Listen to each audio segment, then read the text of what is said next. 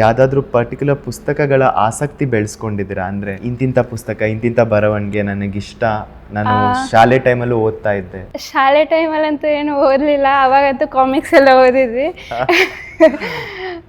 ಪರಮಪೂಜ್ಯ ಅಭಿಷೇಕ ಶ್ರೀನಿವಾಸವಿನ many books ಇದೆ. ಅದ್ರಲ್ಲಿ ಜೈಲರ್ ಅಂತ ಒಂದು ಬುಕ್ ಇದೆ. ಅಂದರೆ ಅಭಯಶೇಖರ ಆಚಾರ್ಯ. ಹಾಂ, ಹಿ rights books. Jailer is one of the best of them.